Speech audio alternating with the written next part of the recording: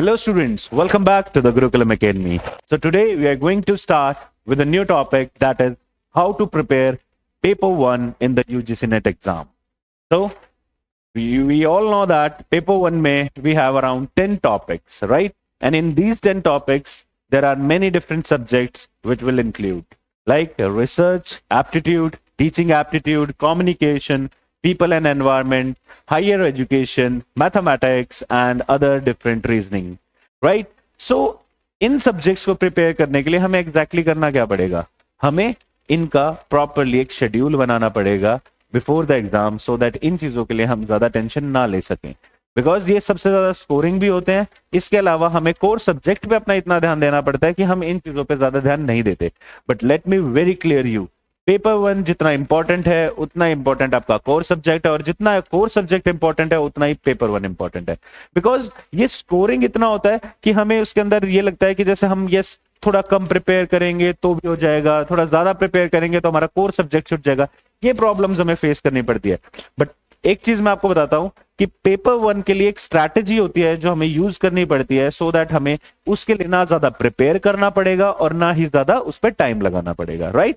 So today we are going to start with our first topic, that is how to prepare the paper 1 in UGC NET exam and what kind of strategies we can use over it. Okay, let's start with the first point here. First point here is that is understand the syllabus.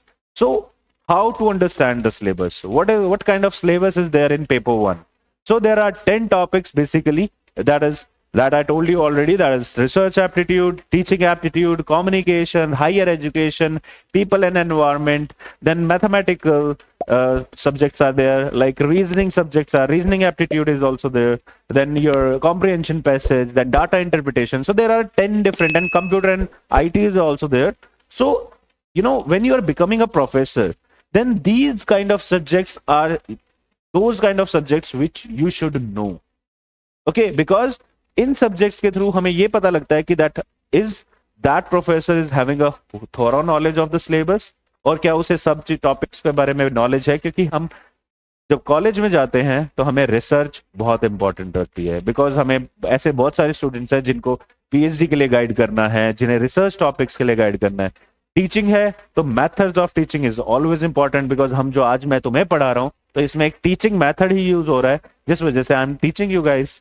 तो हमें ऐसे कुछ की points है जो हमेशा याद रखने हैं, और वही आपका मेन मंत्र है to clear the exam. Clear? So let's start with the first point here. The first point is to understand the syllabus. देखो, बहुत बड़ा सिलेबस नहीं कहूंगा कि पेपर 1 का बहुत बड़ा सिलेबस है, बट ऐसा सिलेबस है जो आपको कन्फाइनली याद भी रखना है और उस चीज को पढ़ना है regularly. Revise it regularly, which is very important, right? Let's start with the first point. Familiarize yourself with the topics outlined in the syllabus. You know what to focus on. Just like that, इस syllabus topic में और first point में ये बताया गया है कि जैसे कोई भी topic हुआ, like your research aptitude, तो research aptitude में maximum questions कहाँ से आते हैं? Maximum questions are basically came from the types of research, just like experimental research, your diagnostic research, your action research, descriptive research. These are the points which you have to focus on. Other than that, there are topics like hypothesis, and other than the topics there are like scales, different scales to measure the research, right? तो इन topics पे आपको specifically ध्यान देना है. और पिछले कुछ time से एक टॉपिक पे और क्वेश्चन आने लगा है रिसर्च में, दैट इज एथिक्स.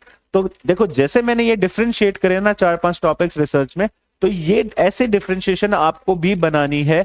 जो लास्ट ईयर के 5 ईयर क्वेश्चन पेपर है, प्रीवियस ईयर क्वेश्चन पेपर है, उसमें से आप टॉपिक डिफरेंशिएट कर सकते हो और उन ही टॉपिक्स पे ज्यादा ध्यान देना है.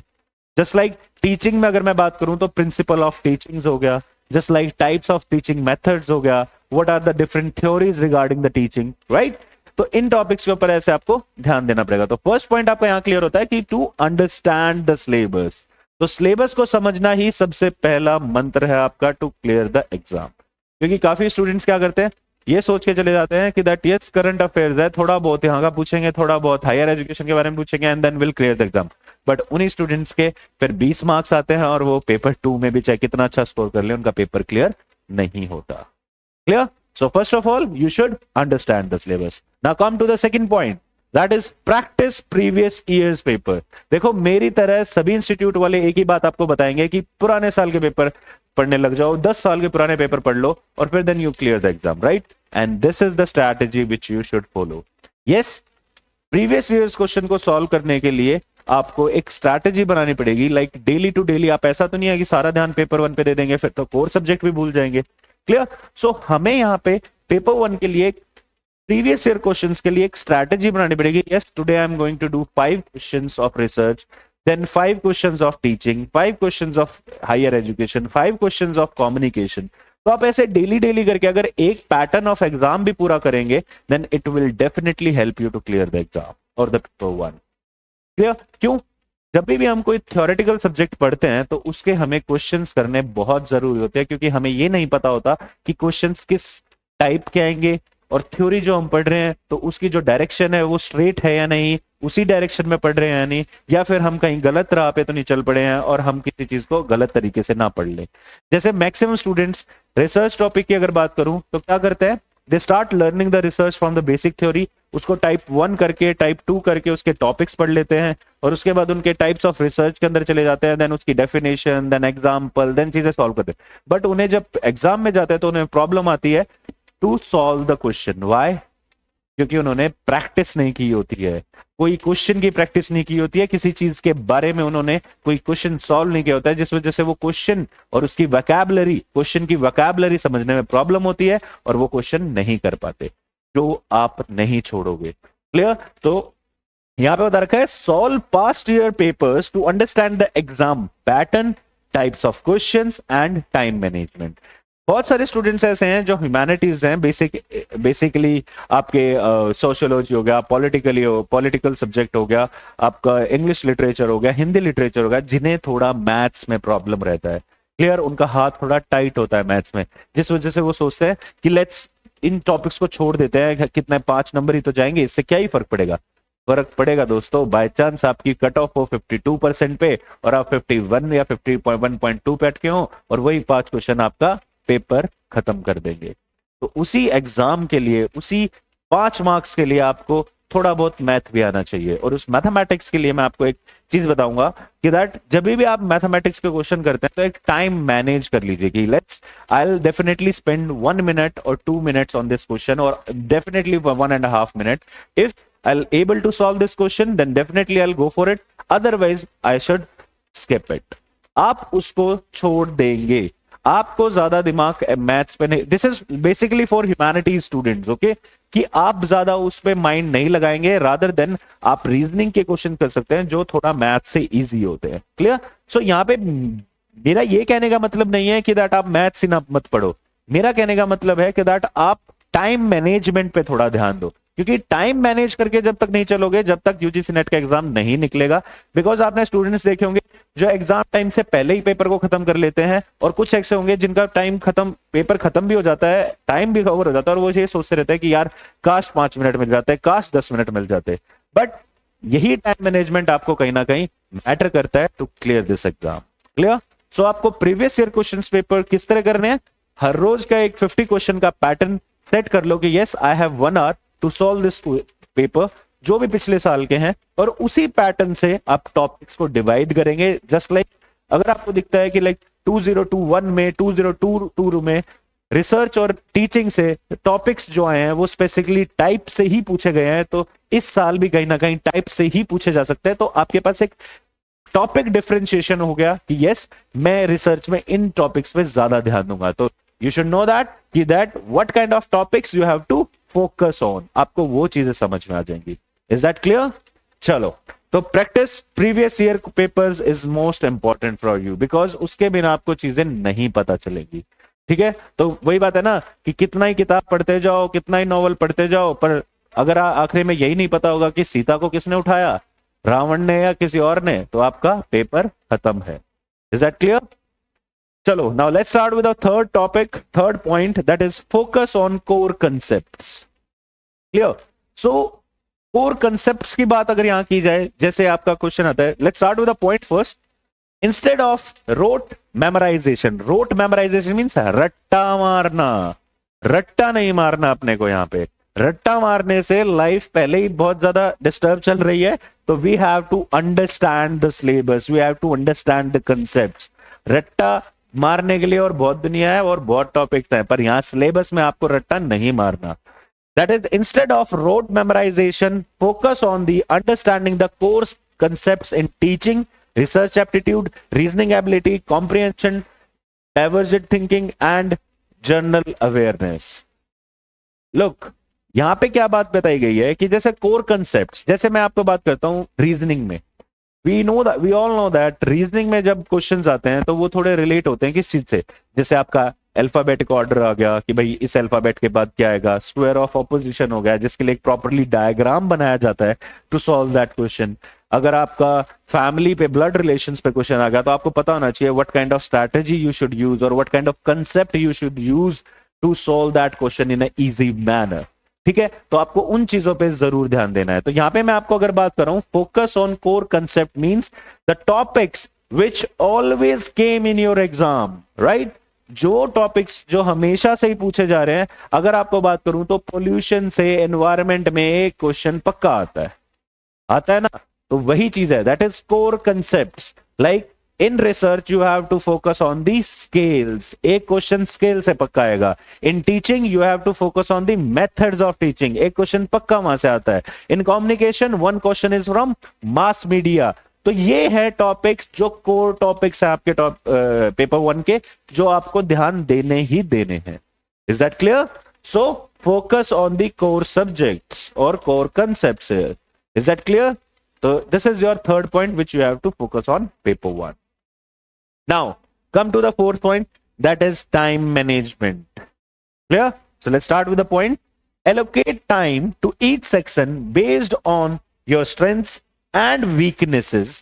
Don't spend too much time on difficult questions. Move on and come back if time permits.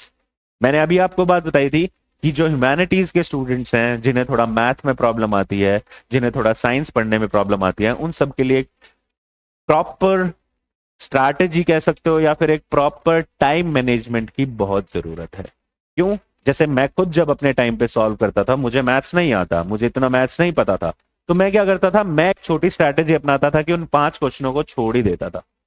I focus on the other 45 questions rather than the 5 questions of mathematics, कि मैं उन पे इतना टाइम इन्वेस्ट कर दूं कि मेरे और टॉपिक्स छूट ही जाएं। तो आपको ऐसी गलती नहीं करनी है।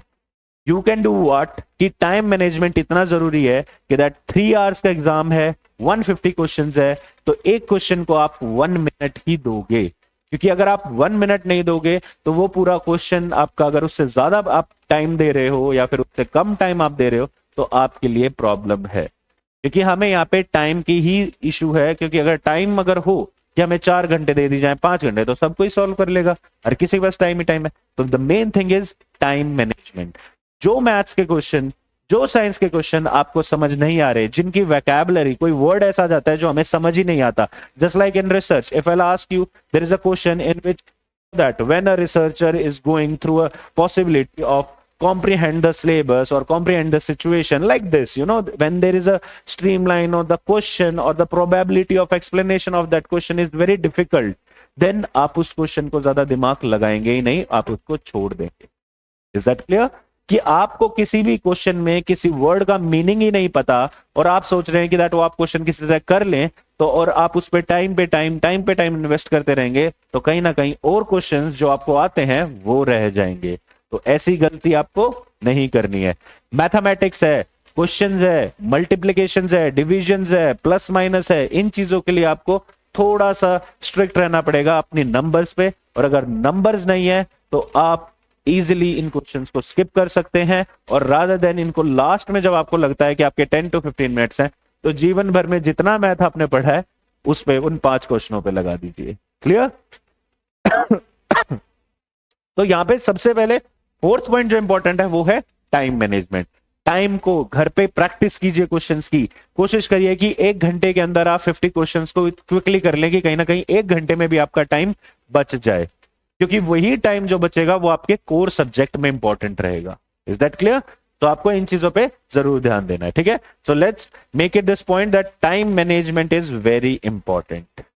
और ये जैसे आपने फर्स्ट पॉइंट देखा, allocate time to each section. Allocate the time means you should give the time. Allocate means you should provide the time to each and every question properly, just like based on your strength and weakness. कि भाई मुझे पता है research के question में 3 second में एक question को सॉल्व कर लूंगा, मैंने रीड करा, 4 ऑप्शंस देखे, I know the answer and take it. But यही चीज आप मैथ्स में जाओगे तो आपसे नहीं होगी। You have to solve it, you have to answer it, you have to make a theory, you have to make method, then you can solve. तो ये जरूरी है, जिन टॉपिक्स पे आपको पता है कि you have a good strength, आप फटाफट पहले उनको कीजिए। यस, और देन अगर जो पता है आपके, जिन पे आपके वीकनेसेस है, उनको थोड़ी देर बाद। Clear? Now let's start with the fifth point, regular revision, and which is, you know that regular revision is always important. जैसे मैंने आपको बताया, एग्जाम से बच्चों की गलतियां क्या होती हैं, जैसे एग्जाम आता है तो हम लोग क्या करने लग जाते हैं, हम पढ़ने लग जाते हैं कि पेपर 1 पढ़ लेते हैं फटाफट से, पेपर 2 का तो हमने पिछले 4 महीने से पढ़ रहे हैं, पेपर 1 तो लास्ट 20 दिनों में हो जाएगा। ऐसा कुछ नहीं होता। पेपर को पढ़ने के लिए आपको सारे सब्जेक्ट, सारे टॉपिक्स को टाइमली पढ़ना पड़ता है, टाइमली रिवाइज करना पड़ता है। ऐसा कुछ नहीं है कि लास्ट के 20 दिनों में हमने मेन टॉपिक्स पढ़े और पेपर में जाए। उन बच्चों के साथ प्रॉब्लम पता है क्या आती है, कि उन्हें पहला क्वेश्चन आता पाएगा, दूसरा क्वेश्चन आएगा, फिर थर्ड नहीं आएगा, फिर फोर्थ नहीं आएगा, फिर फिफ्थ नहीं आएगा, फिर सिक्स्थ आएगा, फिर सेवंथ नहीं आएगा। क्यों? क्योंकि उन्हें लगता था कि दैट वो 20 दिन में वो तैयारी कर लेंगे जो बच्चे 6 महीने से कर रहे हैं, उनसे नहीं हो पा रही है। Clear? So regular revision of your syllabus is important. और जिस दिन से आप कोर सब्जेक्ट की तैयारी शुरू कर देंगे, उसी दिन से आप पेपर 1 की भी तैयारी शुरू कर देंगे, क्योंकि पेपर 1 को डेली 1 आवर देना बहुत ही इंपॉर्टेंट है यूजीसी नेट में। वरना वही बात है, वहां जाके यूं सर पकड़ लेना और फिर कह देना यार ये तो मैंने टॉपिक भूल ही गया था। क्यों? आपने तैयारी भी तो 20 दिन की है। क्लियर? तो आपको जरूर है कि दैट आपको ये regular revision plus regular topics की एक नॉलेज होना बहुत जरूरी है। जस्ट लाइक करंट अफेयर्स के बारे में पता होना जरूरी है, रीजनिंग में किस तरीके के क्वेश्चंस आ रहे हैं वो जरूरी है। तो ऐसे काफी टॉपिक्स होने चाहिए जो आपको यूं पता हो कि दैट बेस्ट। इवन यहां तक कि तो मैं तो ये कहूंगा कि अगर आप डेली रूटीन में अपने फैमिली के साथ है और आप साथ साथ प्रिपरेशन कर रहे हैं, आपके फ्रेंड्स हैं जिनके साथ आप सारी बातें कर सकते हैं, तो आप उनसे को भी अपने सिलेबस में इन्वॉल्व कीजिए। जस्ट लाइक जब आप कोई रिसर्च टॉपिक पढ़ रहे हैं तो आपके पास पता है कि देयर इज अ सिचुएशन कि भाई मेरे दोस्त को ये प्रॉब्लम आई, तो what kind of research you can apply on. Clear? कि जैसे मान लो there is a problem, just like I am opening a business and मुझे पता है कि मैंने आज एक कोई बिजनेस ओपन किया और इस तरीके का क्वेश्चन आ सकता है। मेरे दोस्त ने एक बिजनेस ओपन किया और उसने कहा कि यार 3 दिन हो गए हैं, मुझे एक प्रॉब्लम आ गई कि मेरा शेफ चला गया। Like he opens an restaurant और वो कहता है कि मुझे मेरा शेफ चला गया और ऑर्डर आने वाला है, तो इस जगह पे कैसी चीज की जरूरत पड़ेगी? एक्शन रिसर्च की, कि उसको तुरंत एक्शन लेना पड़ेगा, उसको इमीडिएट एक्शन के साथ उस काम को करना पड़ेगा। तो हमें क्लियर हो गया ना कि दैट एक्शन रिसर्च यहां पे काम आएगी। तो इन द सिमिलर वे हमें पता होना चाहिए कि दैट कौन से टॉपिक्स ज्यादातर पूछे जा रहे हैं और उनका रिवीजन कितनी बार इंपॉर्टेंट है। Is that clear? तो ये आपका है यहां पे एक और point. Clear? That is regular revision. Schedule your regular revision sessions to reinforce your understanding of key topics and ensure the retention. कि आपको वही टॉपिक्स ज्यादातर पढ़ने हैं जिन पे आपको लगता है कि पिछले इतने सालों से क्वेश्चन पूछे जा रहे हैं, कुछ की पॉइंट्स बना लेने हैं, कुछ नोट मेकिंग अच्छी कर लेनी है। तो इस तरीके की चीजें आपको जरूर करनी है। तो means revision of your syllabus is the most important thing. Basically English literature वाले स्टूडेंट्स तो बहुत दिल से जानते हैं बात कि अगर वो नहीं पढ़ेंगे, अगर वो रिवाइज नहीं करेंगे, तो कहीं ना कहीं उनके जो ऑथर्स हैं और उनके वर्क्स हैं और उनके करेक्टर्स हैं, सब भूल जाएंगे। तो यहाँ पे पेपर 1 के लिए भी इंपॉर्टेंट है कि that regular revision is the most important thing. Clear? Now let's stay with the next point, stay updated. Keep yourself updated with the current affairs, educational policies, and recent developments in the field of education. Why this point is important? Stay updated. Why? जब exam आता है हर साल 6 महीने में UGC net का, हम तब भी अपडेटेड रहते हैं कि इस साल क्या पूछा जा सकता है, क्या कोई पैटर्न में चेंज तो नहीं है, या कोई टॉपिक्स नए नहीं हो रहे हैं, क्या कुछ सिलेबस ऐड ऑन हुआ है, या कुछ कटा तो नहीं है। तो ये ऐसे कुछ पॉइंट्स हैं जो हमें यहाँ पे पता होने चाहिए। तो हमें इसलिए बोला जाता है कि stay updated with your topics, just like current affairs, जैसे अभी फिलहाल the situation in our India is right now about the like elections are going on, like अगले मंथ में ही होने वाले हैं, तो हमें इलेक्शंस के बारे में मींस कहीं ना कहीं गवर्नमेंट पॉलिसीज के बारे में पता होना चाहिए, गवर्नमेंट सीट्स के बारे में पता होना चाहिए, पॉलिटिकल सब्जेक्ट के बारे में कहीं ना कहीं पता होना चाहिए, educational policies. After Narendra Modi there are many education policies got changed। Even 2020 में तो न्यू एजुकेशन पॉलिसी भी आई है, तो उसका क्या पैटर्न है, किस तरह से पढ़ाई जाती है, क्या स्ट्रैटेजी है अब स्टूडेंट्स को टीच करने की, तो वो सब यहाँ पे आपके मैटर करते हैं इस टॉपिक के अंदर। Next is recent developments in the field of education. Field of education में क्या क्या डेवलपमेंट हुई है नई, क्या कहाँ नए इंस्टीट्यूट बने हैं, कौन कौन से स्टेट यूनिवर्सिटीज थी उनको प्राइवेट कर दिया गया है, कितनी प्राइवेट यूनिवर्सिटीज थी जिनको अब रद्द कर दिया गया है, क्लोज कर दिया गया है, बंद कर दिया गया है due to there some kind of fraud and kind of that thing. कितनी यूनिवर्सिटीज प्राइवेट हैं, कितनी स्टेट हैं, कितनी पब्लिक कॉलेजेस हैं, तो ये सब टॉपिक्स आपको एजुकेशन में पता होने चाहिए, क्योंकि क्वेश्चन आपका हायर एजुकेशन में maximum universities, colleges, top colleges इनसे ही पूछे जाते हैं। Is that clear? Now next point, mock test. Take mock test to simulate exam condition and to identify areas for important. Why are mock tests are important? क्यों कहते हैं? देखो, अगर छोटे बच्चे को साइकिल भी चलाने के लिए दी जाए और कुछ दिन कहा जाए कि तू प्रैक्टिस कर ले, उसका भी हम 8वें दिन लाके टेस्ट लेते हैं कि चल चला के दिखा हमें कैसी चल रही है, कैसी चलानी आती है, कहीं तो गिर तो नहीं जाएगा, क्या सही पोस्चर है या नहीं तेरा, क्या लेग्स अच्छे से घूम रही है नहीं। इन द सिमिलर वे अगर आप पेपर 1 की तैयारी कर रहे हो तो मॉक टेस्ट बहुत इंपॉर्टेंट है, क्योंकि बिना मॉक टेस्ट के आप ये सोचिए कि आपने तैयारी तो कर ली है बट आप तैयार नहीं है। समझ गए कि दैट आपने प्रिपरेशन तो बहुत जोरों शोरों से करी है कि यस मुझे ये टॉपिक पता है, मुझे वो टॉपिक पता है, बट आप जब क्वेश्चंस में जाते हैं तो आपको एक क्वेश्चन का आइडिया ही नहीं है कि भाई किस तरीके का क्वेश्चन पूछा जा सकता है। आपने पोल्यूशन में वाटर पोल्यूशन पढ़ लिया, सॉइल पोल्यूशन पढ़ लिया, सब पढ़ लिया, अब आप एक्सपेक्ट करते हैं कि that questions will be come on the basis of what kind of problems you will find in the water pollution, what kind of key points to measure the water pollution, but question आ जाए कि इतने साल पहले what kind of index of water pollution was, तब क्या करोगे? तो वो नंबर आपको पता होना जरूरी है, तो आपने उस चीज की तो तैयारी ही नहीं की थी। तो यहाँ पे जरूरी क्या है? Mock test are important, means जो भी आपने तैयारी करी है उनके नए तरीके से, नए पैटर्न से, नए एक स्ट्रैटेजी से आपको मॉक टेस्ट देने हैं, जिस वजह से आपको ये चीज जरूर क्लियर हो कि यस कुछ कौन से ऐसे टॉपिक्स हैं जिन पे आपको एक इंप्रूवमेंट की जरूरत है। Is that clear to you? तो हमें इन चीजों का आइडिया हमेशा ही होना चाहिए कि यस मेरे को ये प्रॉब्लम थी इस टॉपिक में तो मैंने इसके लिए ये स्ट्रैटेजी यूज करी, मुझे ये प्रॉब्लम थी तो मैंने उसके लिए ये तरीका अपनाया। तो ये तरीके और ये सब कुछ आपको पेपर 1 में जरूरत पड़ने वाली है। फिलहाल आपके 2 महीने रह गए हैं, तो मैं एक चीज कहूंगा, start making your mock test और डेली बेसिस पे प्रैक्टिस करो। जब सोते हो तब शायद 10 क्वेश्चन भी कर लोगे आपके लिए बहुत है, बट वो आपके यहाँ चलते रहने चाहिए, इस खोपड़े में, इस माइंड में हर चीज चलती रहनी चाहिए। I know that there will be like many problems you guys are facing regarding paper 1, just like research aptitude, teaching aptitude.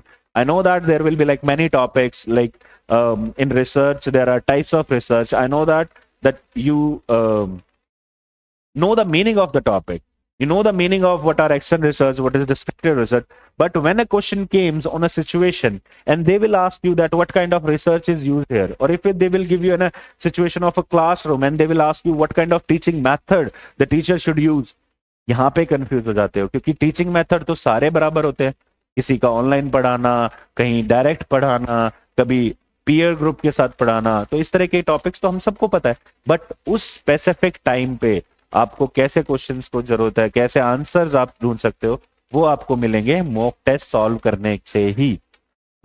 Is that clear? तो mock test are always very important. Now the last point is healthy lifestyle. जैसे healthy lifestyle का मतलब ये नहीं है body बना लेना है। हेल्दी लाइफस्टाइल का मतलब है that you should basically have a proper sleep. Point पे आते हैं पहले। Ensure adequate rest, nutrition and exercise to maintain focus and concentration during study sessions and on the exam day. बहुत सारे स्टूडेंट्स मैंने ऐसे देखे हैं जो क्या करते हैं कि एग्जाम से पहले इतना प्रेशर ले लेंगे, इतना प्रेशर लेंगे, खाना पीना छोड़ देंगे, तो कह देंगे मम्मी मुझे डिस्टर्ब मत करना, मैं अपने रूम में हूँ, अपने आप को एक क्लास्ट्रोफोबिक टाइप ऑफ बना लेंगे कि जिन्हें कमरे से भी डर लगता था पर वो घुट के बैठे हुए हैं। कुछ लोग ऐसे हैं जो लोग खाना पीना क्या सब कुछ यूं सोचते हैं कि like this is our last exam, इसके बिना कुछ लाइफ नहीं है।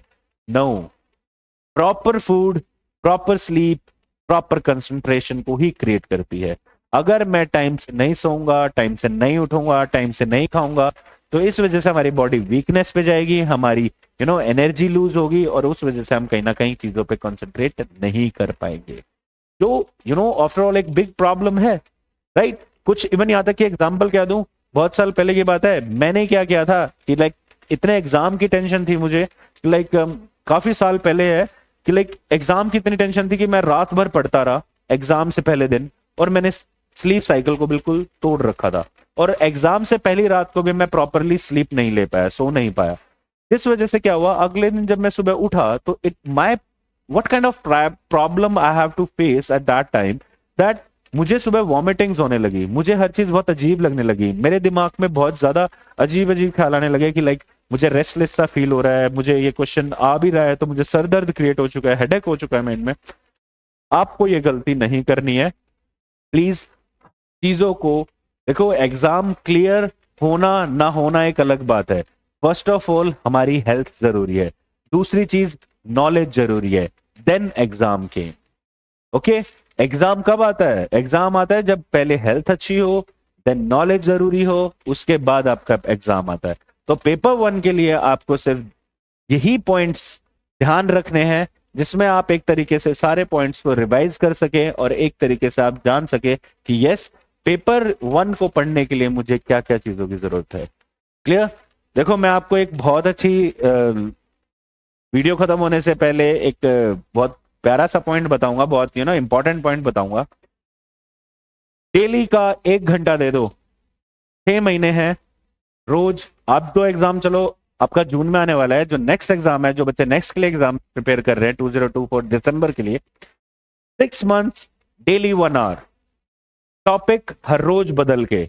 आप ऐसा नहीं है कि आज रिसर्च पढ़ा कल भी रिसर्च पढ़ रहे हैं, नो, मेक अ डिफरेंस। आज 1 घंटा रिसर्च पढ़ा, उसका आधा घंटा उसके क्वेश्चन सॉल्व करे, then stop it, next day new topic new question. इससे क्या होगा ना, आपका इंटरेस्ट क्रिएट होता रहेगा, क्योंकि हम कुछ चीजों को अगर एक ही दिन में सब कुछ पढ़ने की कोशिश करते हैं या फिर एक टाइम पीरियड पे, लाइक 3 दिन हो गए, 4 दिन हो गए, और हम उन्हीं टॉपिक्स को पढ़ते रहते हैं, तो हम बोर हो जाते हैं। पढ़ाई से तो वैसे ही जल्दी बच्चे बोर हो जाते हैं, और सेम टॉपिक्स पढ़ते रहोगे तो ज्यादा बोर हो जाओगे। तो आई जस्ट वॉन्ट कि दैट कोई भी चीज आप पढ़ रहे हो उसको इंटरेस्ट से पढ़ो, और इवन कोशिश कर सको कि हर चीजों को आप पिक्चर से पढ़ सको, वीडियो से पढ़ सको, जो आपको एक हेल्प करेगी क्वेश्चंस को इजीली सॉल्व करने में।